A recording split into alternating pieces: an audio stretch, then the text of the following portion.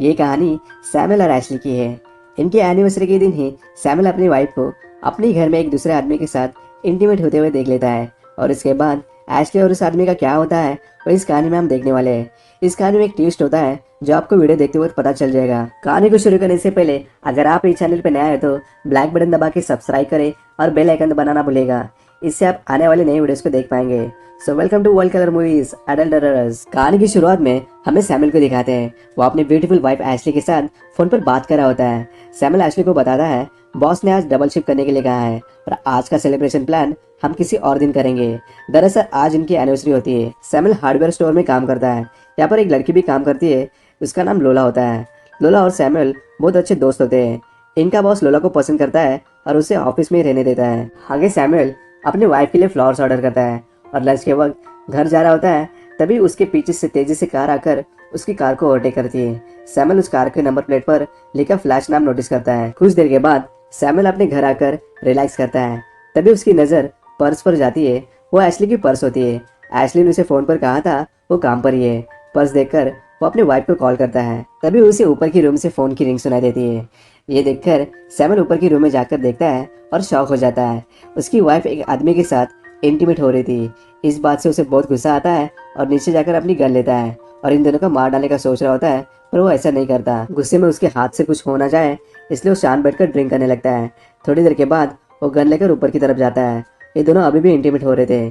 तभी Ashley Samuel को देख लेती है। सैमुअल इन दोनों की तरफ गन पॉइंट करता है। इससे ये दोनों डर जाते हैं।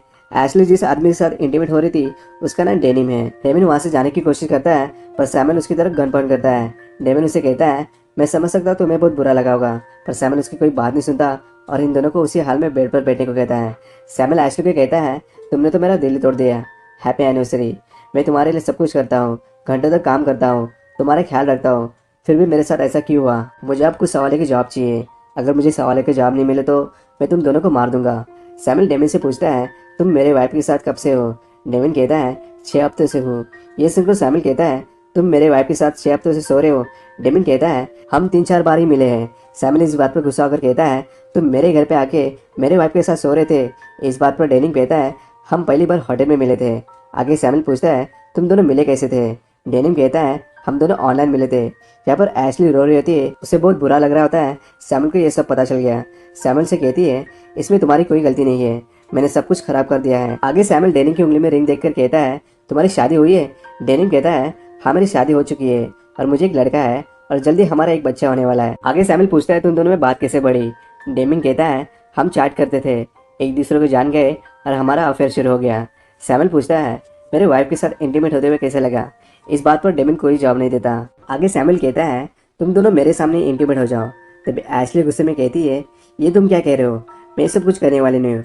पर सैमुअल उसकी कोई बात नहीं सुनता और इन दोनों को सैमुअल के सामने इंटीमेट होना पड़ता है क्योंकि उसके पास गन होती है। आगे एशली को काम से कॉल आ रहा है। सैमुअल कॉल उठाकर कहता है कुछ प्रॉब्लम की वजह से एशली काम पर आज नहीं आने वाली है। सैमुअल डेनिम के बारे में और भी जानना चाहता है तो उसका वॉलेट चेक करता है। उसमें क्रेडिट कार्ड बहुत सारे पैसे होते हैं। ये देखकर सैमुअल को बहुत गुस्सा आता है। उसे लगता है डेमिन एशली को इंटीमेट होने के पैसे देता है। एशली कहती है मैं सब पैसों के लिए नहीं कह रही थी, पर आज मुझे पैसों की जरूरत थी क्योंकि मैं तुम्हें गिटार गिफ्ट करने वाली थी, इसलिए मैं उसे उधार लेकर कुछ वक्त के बाद उसे पैसे देने वाली थी।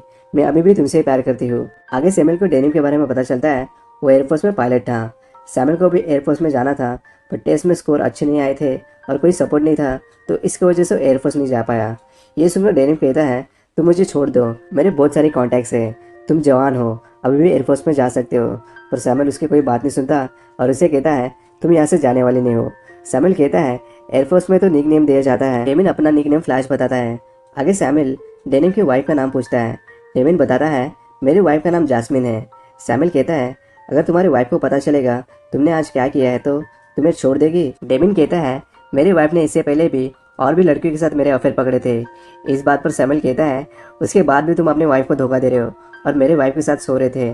डेनिम कहता है मैंने तुम्हारी वाइफ को कोई फोर्स नहीं किया, हम दोनों भी इंटीमेट होना चाहते थे। मुझे पता है गलत है और इस बात से तुम्हें मूव ऑन होना चाहिए। ये सब होता रहता है, ये तुम दोनों के बीच की बात है। जैसे डेमिन जाने की कोशिश करता है सैमुअल उसके ऊपर गन पॉइंट करता है। डेमिन उसे कहता है ऐसे टॉर्चर करने से अच्छा तो मुझे मार डालो। डेमिन टेबल पर बाइबल की बुक देखता है और कहता है बाइबल में लिखा है रिवेंज लेना गलत है। तभी सैमुअल कहता है ये रिवेंज नहीं है, रिवेंज ये होगा तुम्हारे घर पर जाकर तुम्हारी 3 महीने प्रेग्नेंट वाइफ के साथ इंटीमेट होना उसे रिवेंज कहते हैं। बाइबल में भी लिखा है शादीशुदा लोगों को किसी और के साथ अफेयर नहीं करना चाहिए। दूसरी तरफ हमें दिखाते हैं सैमुअल के काम पर उसका बॉस लोला को पूछता है सैमुअल अभी तक आया नहीं। लोला कहती है वो लंच के लिए घर गया है। बॉस उसे कहता है उसे जल्दी काम पे बुला लो। आगे सैमुअल डेनी का मोबाइल चेक करता है। उसे पता चलता है डेमी ने एशली का नाम एज अ प्रोस्टिट्यूट सेव किया है। सैमुअल कहता है तुम्हें तो मेरे वाइफ का नाम भी नहीं पता। इससे डेनिम कहता है मुझे बहुत कुछ पता है। जब तुम एशली को फर्स्ट टाइम मिले थे तब वो शादीशुदा थी, फिर भी तुम उसके साथ इंटीमेट होते थे। ये सुनकर सैमुअल को गुस्सा आता है और कहता है मैं तुम्हारी तरह नहीं हूँ। मैंने एशली को उसके हस्बैंड से बचाया है, वो हमेशा उससे मारता था। इन दोनों का रिश्ता लगभग खत्म ही हुआ था। डेमिन कहता है तुम मेरे जैसी हो, तुम मुझे टॉर्चर कर सकते हो, मुझे मार सकते हो, इससे कुछ बदलने वाला नहीं है, हम दोनों एक जैसी है। ये सुनकर सैमुअल को बहुत बुरा लगता है। आगे सैमुअल पूछता है तुम्हारे मोबाइल में तो बहुत सारे लड़कियों का नंबर है, तो मेरे वाइफ के साथ किस सोए?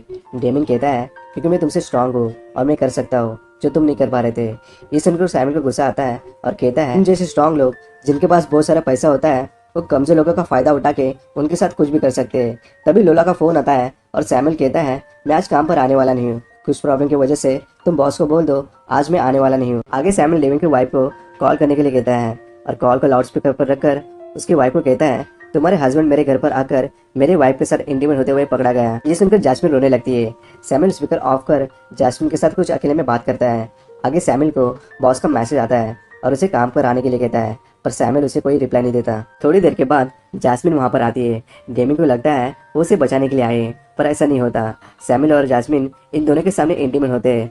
ये देखकर दोनों को गुस्सा आता है। दरअसल वो इन्हें एहसास दिलाना चाहते हैं कैसा लगता है जब अपना पार्टनर आपके सामने किसी और के साथ इंटीमेट हो रहा है। जैस्मिन सैमुअल को कहती है मेरे हस्बैंड के साथ तुम कुछ भी कर सकते हो, इससे आप कोई फर्क नहीं पड़ता। ये बोलकर वहां से चली जाती है। आगे एशली सैमुअल को कहती है मैं मना डिजर्व करती हूँ, उसके लिए मैं कुछ भी कर सकती हूँ। सैमुअल उसे अपनी गन देता है और डेमिन को मारने को कहता है। एशली कहती है तुम सच में सीरियस हो?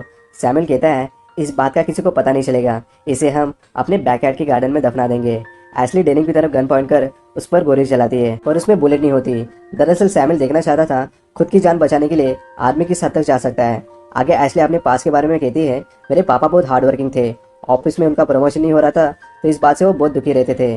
पापा का ऑफिस मेरे स्कूल के पास ही था तो मैं उनके ऑफिस में जाती रहती थी। इन पापा का ऑफिस में बहुत काम था तो उनके बॉस ने मुझे घर तक लिफ्ट दी। रास्ते में बहुत अच्छे से बात कर रहे थे। थोड़ी देर के बाद अचानक बॉस मुझे टच करने लगे। वो सब मुझे अच्छा नहीं लग रहा था। जब ये बात मैंने अपने पापा को बताई तो उन्होंने इस बात पर कुछ नहीं किया क्योंकि उन्हें अपने बॉस से प्रमोशन चाहिए था। पापा ने कहा जैसे चल रहा है वैसे चलने दो, जब तक तुम बॉस को खुश रखोगी मुझे कंपनी में प्रमोशन मिलता रहेगा। पापा की खुशी के लिए मैं चुपचाप वो सब करती रही और एक दिन मैं बॉस से प्रेग्नेंट हुई। इस डर से उनके बॉस ने मुझे अबॉर्शन के लिए $2000 दिए और उसके बाद मैं उनसे कभी नहीं मिली। ये सुनकर सैमुअल को बहुत बुरा लगता है क्योंकि एशली ने यह बात इससे पहले कभी किसी को नहीं बताई थी। इन सभी ने अपने पास में कुछ ना कुछ गलत काम किए होते हैं, इसलिए सैमुअल डिसाइड करता है ये चीज़ वो ईश्वर पर छोड़ देता है और बंदूक में सिर्फ एक बुलेट डालकर एक एक कर सब पर गोली चलाएगा। जिस पर गोली चलेगी वो सबसे बड़ा दोषी होगा। हम देखते हैं गोली की आवाज़ आती है। यहाँ पर स्क्रीन डार्क होती है। तभी लोला बाहर से दरवाजा खटखटाती है पर दरवाजा कोई नहीं खोलता तो सैमुअल के लिए एक नोट छोड़ देती है और वहां से जा रही होती है तो उसे वहां पर सैमुअल की गाड़ी दिखाई देती है। ये देखकर उसे लगता है सैमुअल शायद घर के अंदर ही है। हम देखते हैं घर के अंदर सैमुअल और एशली बातें कर रहे होते हैं और उनके पास डेमिन की बॉडी पड़ी होती है। इसका मतलब डेमिन पर गोली चली थी और वही सबसे बड़ा दोषी था। अब आगे दिखाते हैं सैमुअल घर के गार्डन में डेमिन की बॉडी दफना रहा होता है और उसकी वाइफ वहाँ बैठकर सैमुअल को देख रही होती है। जैसे सैमुअल की नज़र उसकी वाइफ पर जाती है तो एशली वहाँ पर नहीं होती। वो एशली को आवाज़ भी देता है। तभी उसकी नज़र जहाँ डेनिम की बॉडी दफना रहा था वहाँ पर जाती है तो उसे वहाँ पर एक कपड़ा दिखाई देता है जो एशली ने खुद को कवर करने के लिए पहना था। उसे उस बात का एहसास होता है दरअसल एशली की बॉडी भी उसने डेनिम के साथ ही दफनाई थी। जब उसने पहली बार एशली और डेनिम को इंटीमेट होते हुए देखा था तभी नीचे से गन लाकर एशली और डेनिम को गोली मारी थी और उसी मोमेंट को उन दोनों की बॉडी जमीन के अंदर दफना दी थी। सोफे पर बैठकर वो बस इमेजिन में स्टोरी बना रहा था। आज उन दोनों को मारने से पहले उसे बात करनी चाहिए थी क्योंकि उसके मन में बहुत सारे सवाल थे जिन सवालों के जवाब वो सिर्फ एशली और डेनिम ही दे सकते थे। इसलिए आज काम करते वक्त जो कुछ हुआ था उसे इमेजिन कर एक स्टोरी बनाता है। जैसे काम करते वक्त उसे एयरलाइन में काम करने वाली लड़की से बात की थी तो उस जगह वो डेनिम को रखता है। काम से घर आते वक्त गाड़ी के नंबर प्लेट पे फ्लैश नाम देखता है तो डेनिम को फ्लैश निकनेम देता है। सैमुअल जहाँ काम करता है उसके बॉस को वो एशली के डैड के बॉस की जगह रखकर इमेजिन में स्टोरी बनाता है। सैमुअल को उस बात का भी डर था लोला उसके घर पे आई थी तो मर्डर के जुर्म में पकड़ा जा सकता है क्योंकि लोला ने जाते वक्त सैमुअल की कार घर पर ही देख ली थी। और ये कहानी